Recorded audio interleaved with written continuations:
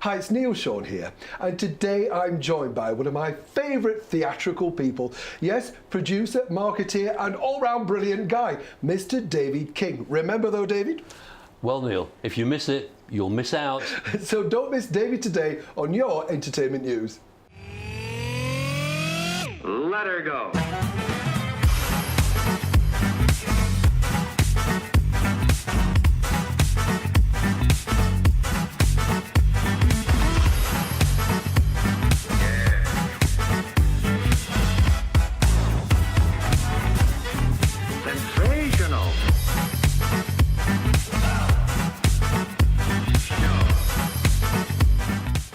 David, lovely to see you. Thanks so much for coming in today. Now, we all know you, of course, for your great successes, but just give me a flavour of what does Spirit Productions do? Spirit Productions started life with Spirit of the Dance, which was my first and my biggest show. And that created the wealth to be able to do all the other things that we do, which is shows all around the world. We make shows for casinos in America, in Australia, in Singapore, in South Africa. We make shows that tour worldwide. We do fabulous shows like Thoroughly Modern Millie. This year we're doing Summer Holiday. We've got a big Best of Broadway show. We feed shows into my theatres in America now. We just make shows and we have fun. Yeah, I think that's the thing. You know, what I like about you is it is exactly what the public want. I think that would be your mantra, wouldn't it? Well, we give in what the public wants to see. I think that's right. And when I look at a show title or a concept, I think to myself, is this going to put a smile on somebody's face? Will they buy a ticket? Will they come and see it? And will they walk out there saying, we've seen another David King show and it was great? If it fills all those criteria, then I'll make it. Yeah. If it doesn't, then I won't. I mean, I'm not here to educate or to have opinions. We're here to put a big smile on people's faces. Entertain people. Yeah. The old-fashioned way. Yeah. Like my father used to do when he was on the music halls in the 1930s and 1940s. I want to ask you about your dad. Oh, you do? Lovely, lovely. Because it's a lovely story. I was intrigued as to how, you know, yourself and how you got... I thought there must be a theatrical background. Well, let me tell you. Yeah, tell me about your father, Stanley. My father, Stanley King, was a ukulele player in the mode of George Formby. George Formby was the big star, Mega. And my dad was bubbling under. And he'd write his own comic songs, and he'd be on radio shows like Variety Bandbox, Workers' Playtime. You've got to be old to know this stuff. I know what you're on about, but yeah. And George Formby was doing what they call the A theatres, and Stanley King was doing the B theatres. But he had a great time. He met my mother. She was a chorus girl.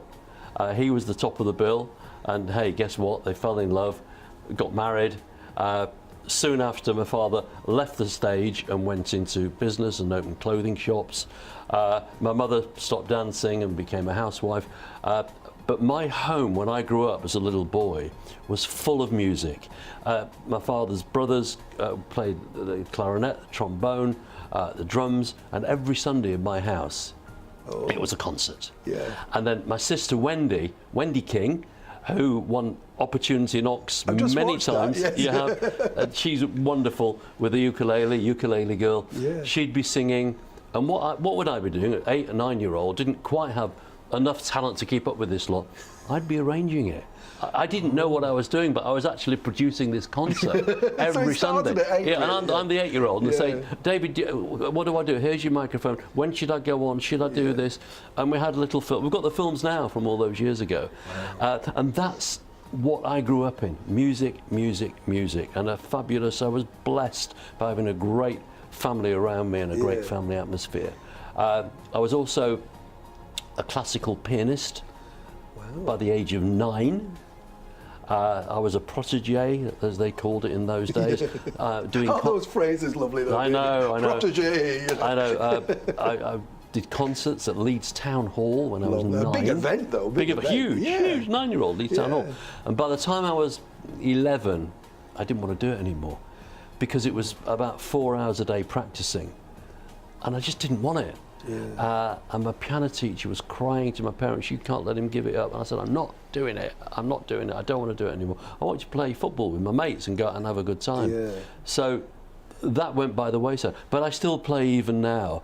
I was going to say, you must have. It's easy now for you, isn't It's it? easy. Well, it's fairly easy. I play and I compose music, and a lot of the music in Spirit of the Dance was written by me.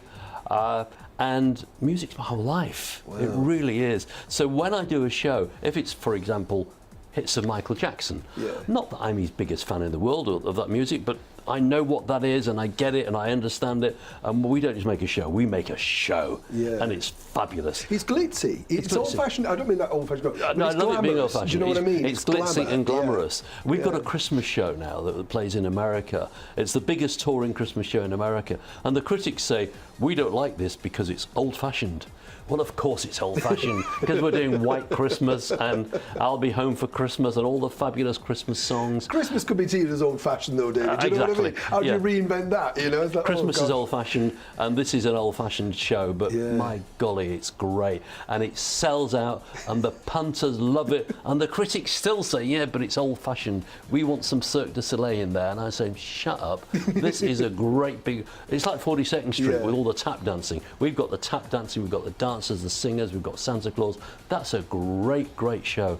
But old-fashioned, you bet your life it is. But you mentioned critics because that's always been a bane of my life. Many years ago, when I worked for Sky News, they used to send me to review theatre. Yes. You know, and I, like yourself, love theatre and didn't like everything. But I always tried to put myself in the place of the person who might like it. And also, if you criticise something, that show can close, the box office staff get laid off, there's a lot of jobs lose if you have a lot of power when you're in these positions. What's your take on critics? Because I can't abide them personally. Well, let me tell you, we opened last year Thoroughly Modern Millie. Yes. Fabulous show, funny, a bit camp, but great. And we had the girl that just won Strictly Come Dancing, Joanne Clifton. Yeah, it was great. So the reviews in London were appalling, but appalling. And I was there on the opening night, and it was great, and the audience stood up and cheered, and the atmosphere in that room.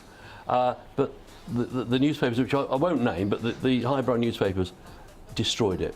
As the show went to the provinces, the reviews for exactly the same show were better and better and better.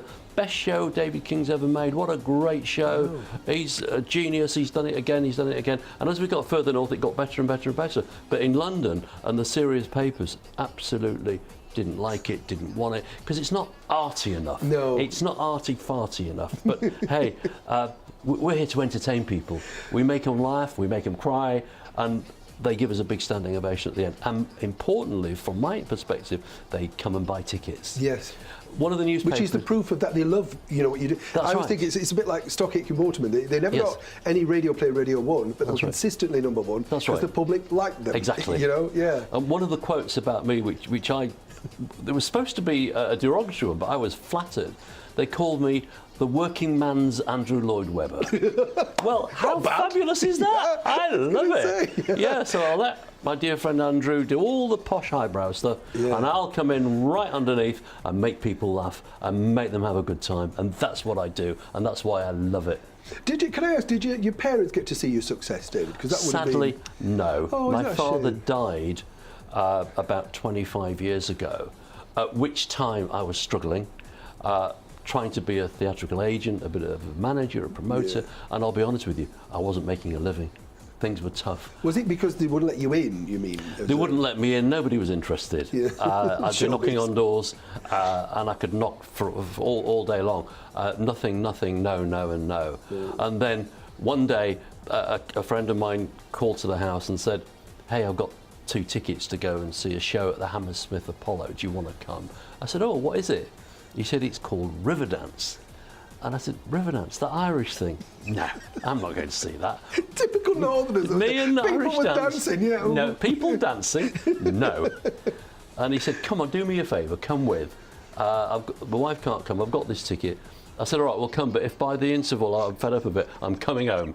And under sufferance and screaming, he dragged me to the Apollo Hammersmith to see Riverdance. Because it was huge then, wasn't it? I mean, it's, you know, Well, I remember that period, yeah. Right, so Riverdance had just won the just played at the Eurovision Song Contest, and that's how they became known to the public. It was held in Ireland that year, and in the break when the judges were making their mind up, the local producer produces a local show, and a young man called Michael Flatley was there, and they made Riverdance, and it was massive, beyond massive. And I don't think I realised exactly how big it was. Anyway, I went to the show, saw the theatre packed out, nearly 4,000 people, going crazy with this Irish dance, and I'm looking at it and I'm going, oh my God, this is fantastic. After not wanting to go in the venue, this is amazing.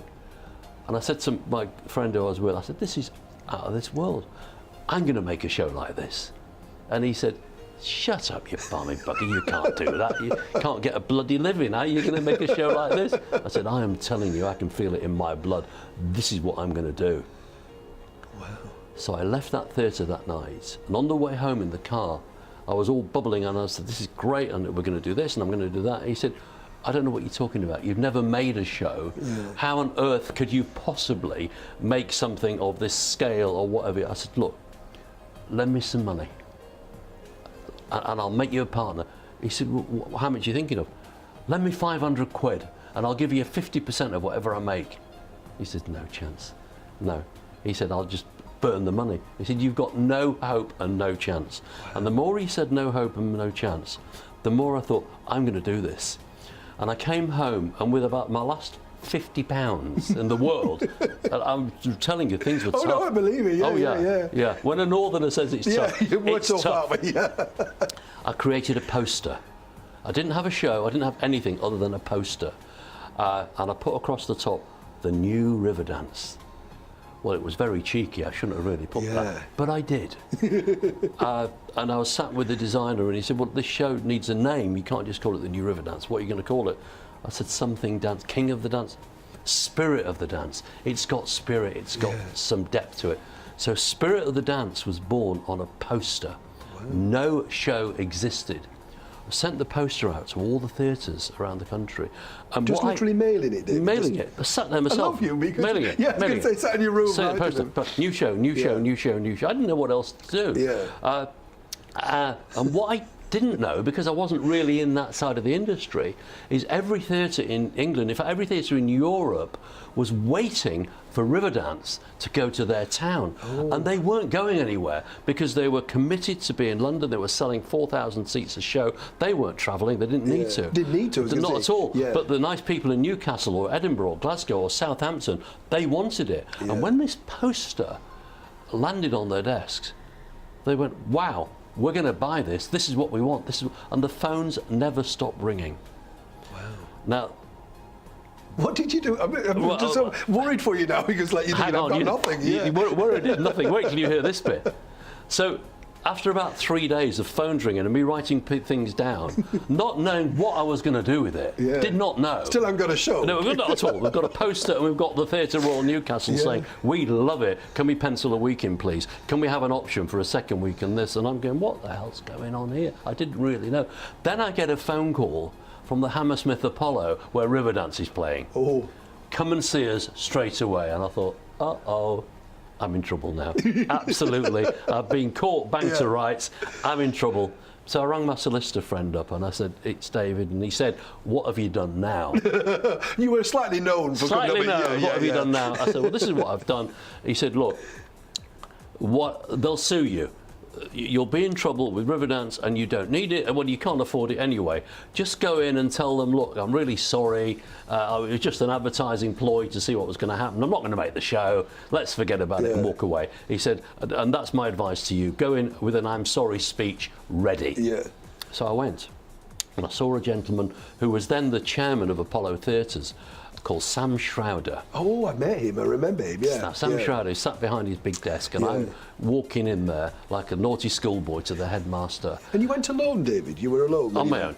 It's always on my own. Yeah, it's always me. It's tough to do that, though, isn't it? Because you're like, stomach's going. And, no, I'll front it up. Oh, really? I'm your front man. You can send me anywhere in the world, and I'll sit there, and I'll do it. I like you, Yeah. And got my I'm sorry speech. Believe me, I had it ready, and He said, oh, come in and sit down. And just with those words, come in and sit down, he didn't sound very angry. Yeah, so your brain's, ooh. I'm thinking, oh, hang on with you, I'm sorry, just hold on a minute, Yeah. hold on.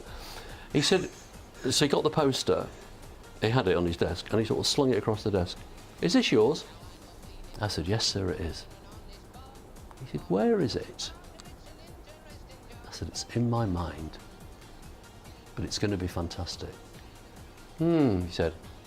Then he got some papers off the desk, this many papers, and he passed them to me, and I thought, oh, this is the legal court proceedings, cease and desist, stop. And do I pick it up? Am I served? Am I not served? I thought, I'll pick the bloody thing up. So I picked it up, and what's he given me?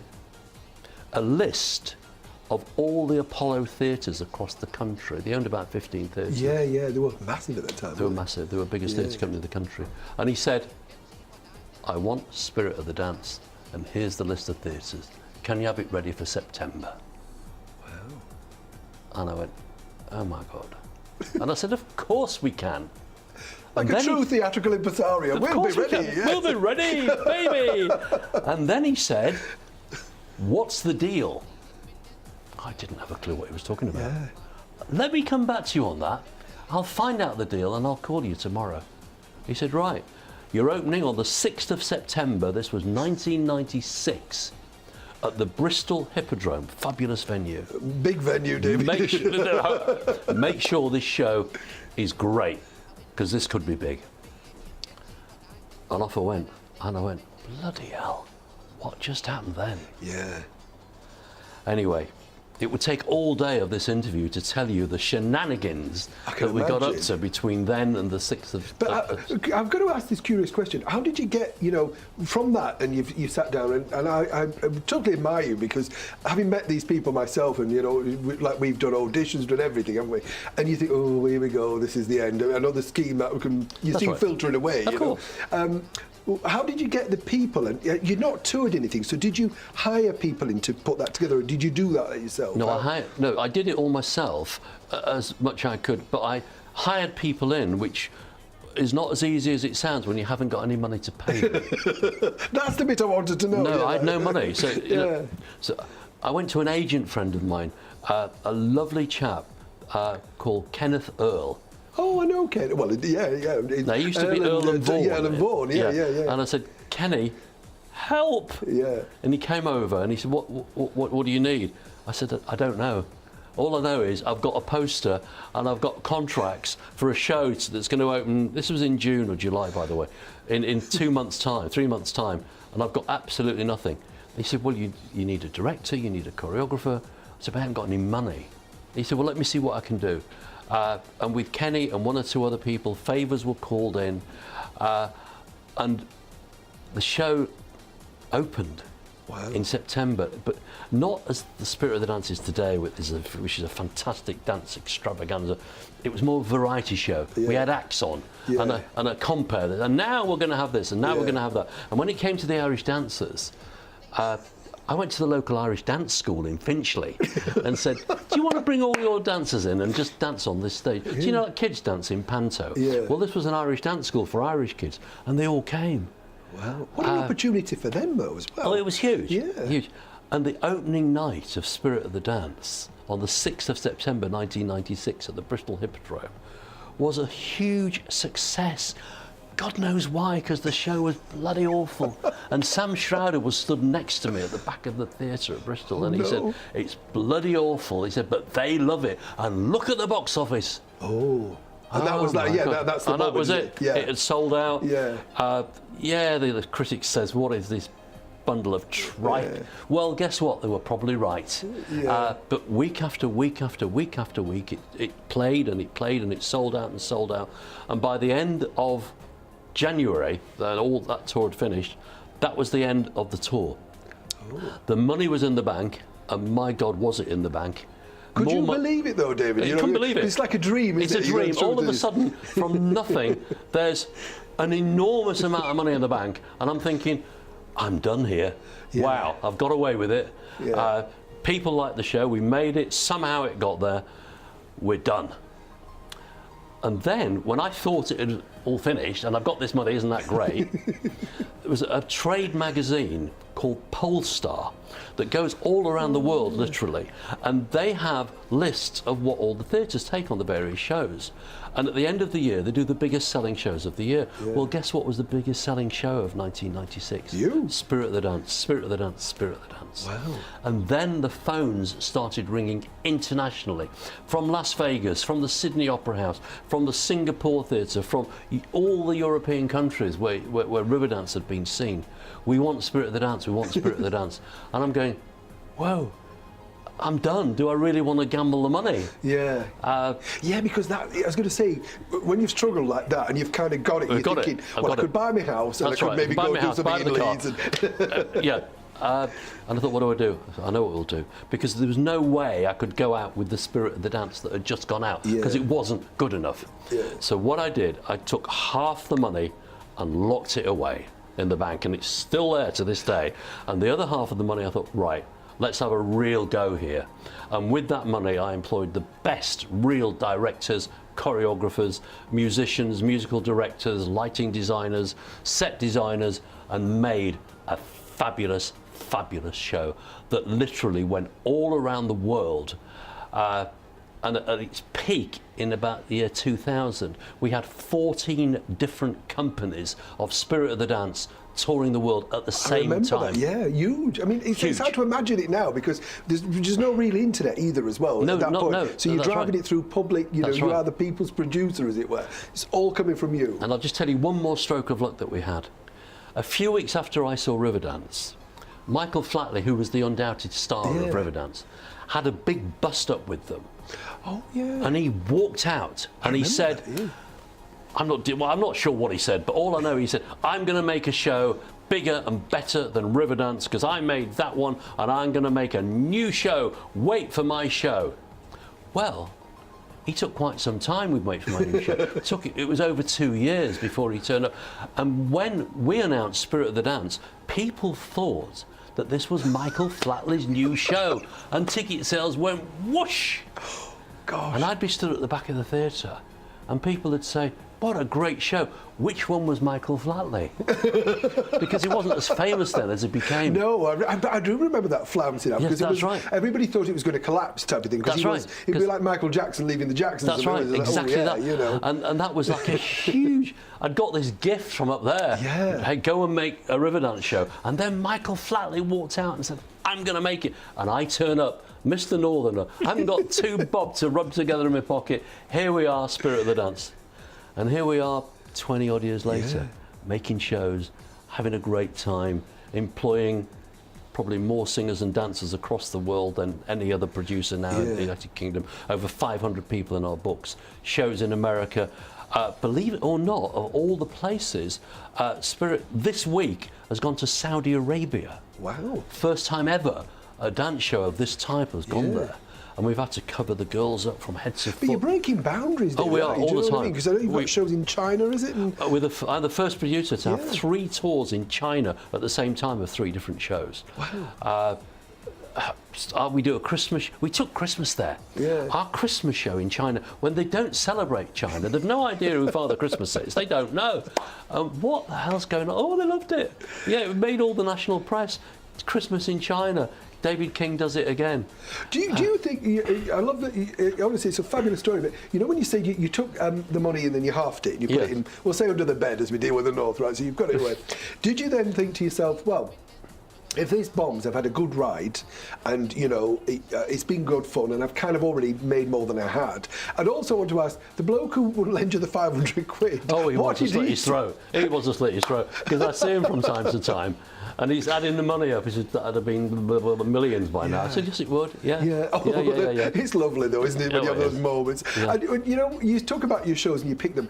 I know you're a very hands-on producer, so are all of them created by you? Do you sit at home maybe and think, ooh, you know what, something like this? How does it come to you, the end result, as it were? I'll see what the fashion is or what people are wanting.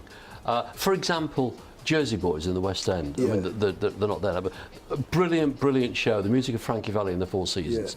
I went to see it and I loved it, and I thought, do you know what? This music's great. This will fit the format of one of my shows. Yeah. So Jersey Boys is a great show, and it's a format with a play and a story and everything else. But what I do is strip all that story out and just do the songs. Yeah. So we had a Which is what I love, actually. Yeah. So you haven't got to.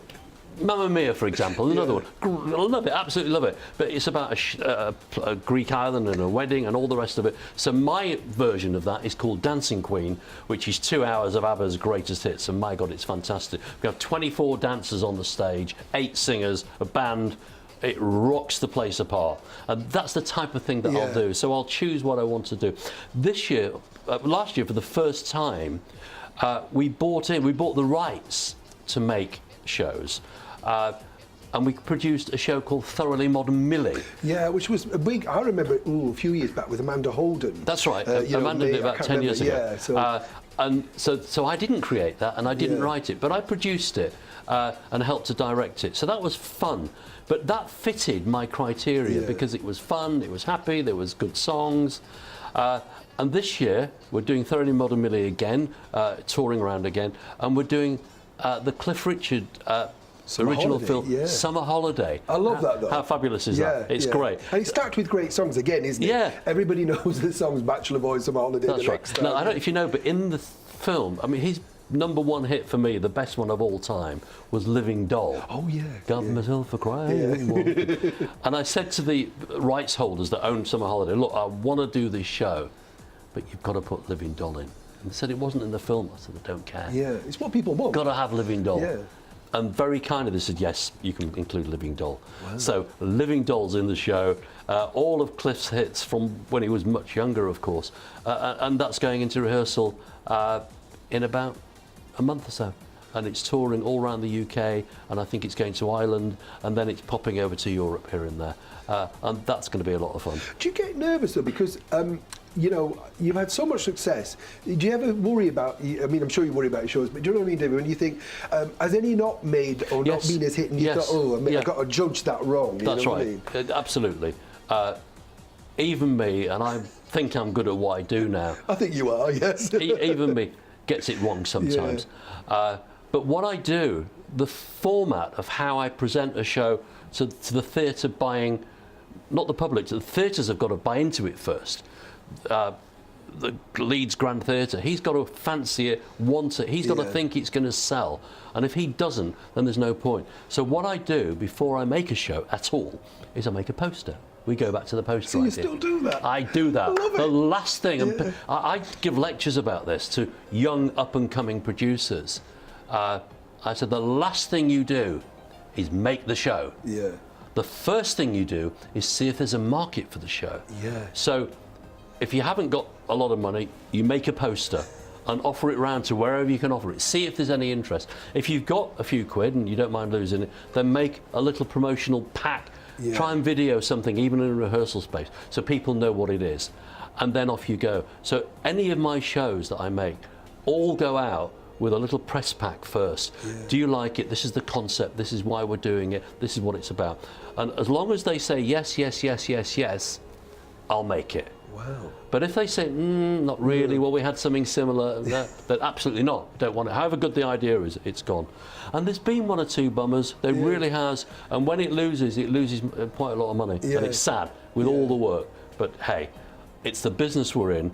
Fortunately, about 75% are winners, 25% are losers, and that's not bad. No, it's not bad at all. Really not bad at all. You see, this is what I love about you, and you've got a great energy, you know, when you watch you being interviewed and stuff. Yeah. You're very honest, because I think, you know, we are as Northerners, quite blunt. You know, Northerners are, ladies and gentlemen, wherever you're watching this in the world, Northerners are the most honest people you can find. Yeah. They say it as it is, they do it as it is, and that's got me in a lot of trouble over the years. I can imagine, yeah. Because like I've been on talent shows and everything else, and in America I sit on panels, and I'm a bit like Simon Cowell used to be. He's calmed down now. Yeah. That if something's not very good, I'll say, absolutely not, sorry, not for me, goodbye. Yeah. And don't waste time, and I don't give people false hopes and all the rest of it. If they're good, then I'll tell them they're good. Yeah. But it's telling people they're bad Yeah. That's But I hurts. admire you for that because, again, it's not just you being nasty or creating a character. Your investment, is in the production. So if they can't do it on opening night, this little I can't sing it. It's you they're looking at, That's not right. the girl or the boy. And when I audition people, whether it's one of the dancers, and there can be 24 dancers in one of my shows, or one of the singers, I always ask myself the same question: would a member of the public pay to buy a ticket to see this person do whatever they're doing? Yeah. And if the answer is no, then I don't take them. If the answer is yes, then I welcome them with open arms. And we work and we create. But the biggest thrill with me, with my new shows, as I make new shows, is the first opening night. When I stand at the back of the theatre and see, all being well, a full theatre and people clapping and cheering for something that I have created. And that first night is the main buzz for me. Yeah. After that first night, I'm kind of done with it.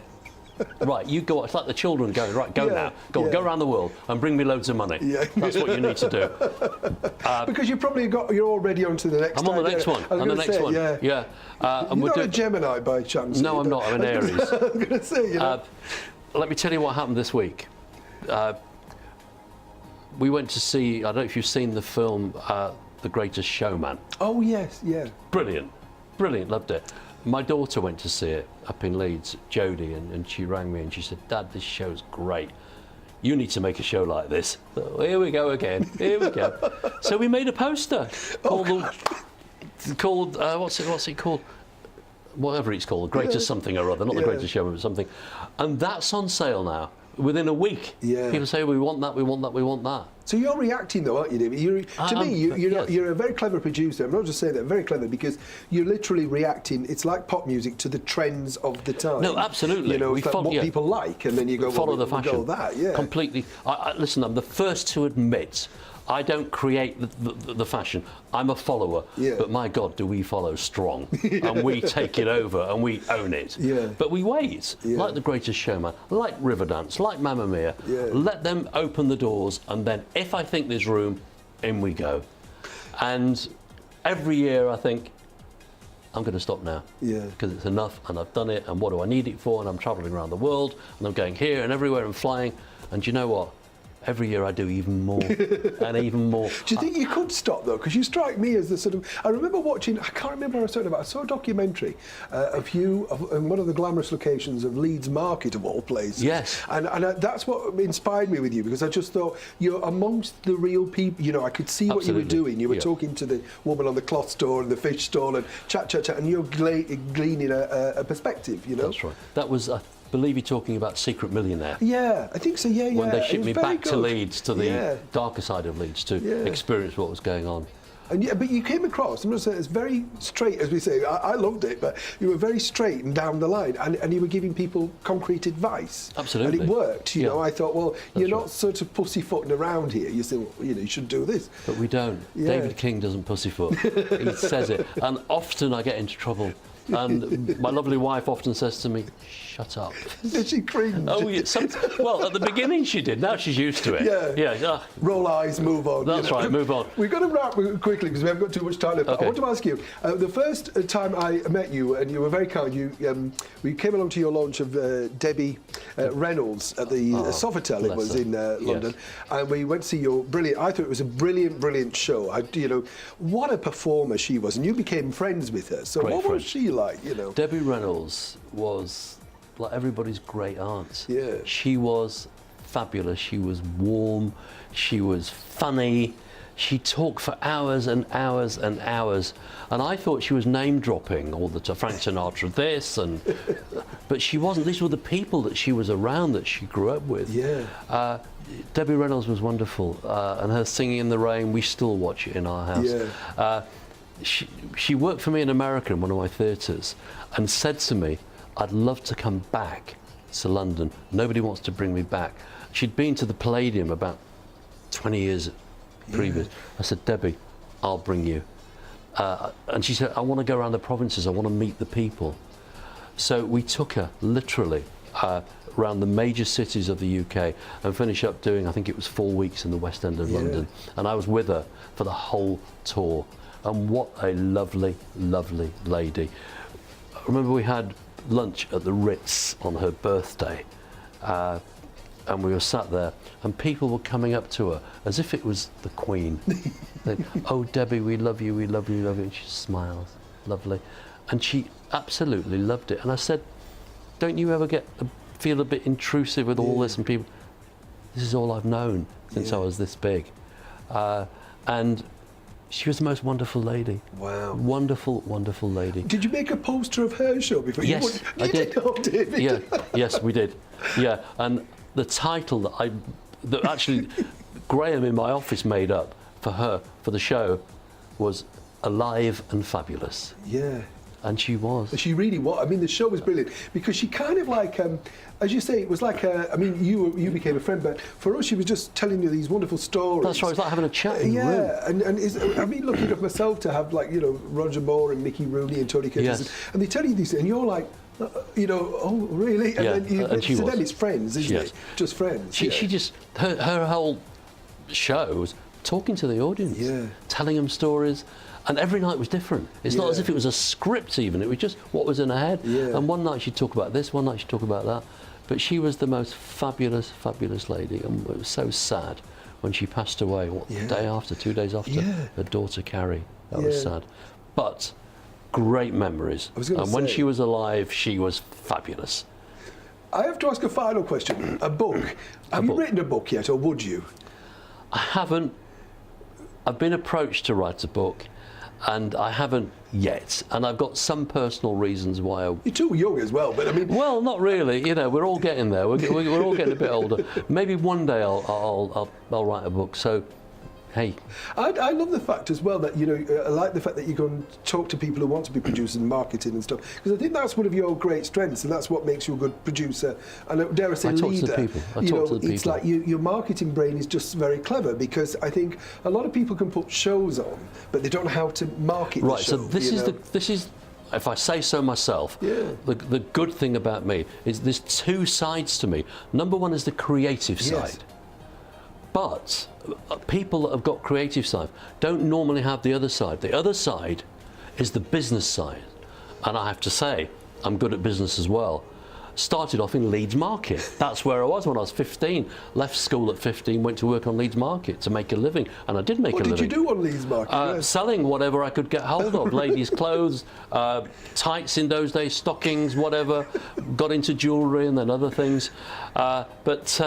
I bet your mum must have thought, what's he doing now? What's he doing now? But when I was 17 and bought myself my first car, Yeah. and my other friends were still at school, I think, wow, this must be working. Yeah. So with the creative side and with the business side, the combination, if it goes right, is a dynamic combination. Yeah. Sometimes it goes wrong, as I've said. Even I'm not perfect all the time. A lot of the time, and long may it last. But hey, if it all collapses tomorrow, you've still got the money under the bed, so that's all I was right. going to say, as long as it's still under the bed. It's still David. under the bed. David King, it's been an absolute thrill to meet you today. Thank you so much for Thank being you. my guest. You It's bet. great Thank you. fun.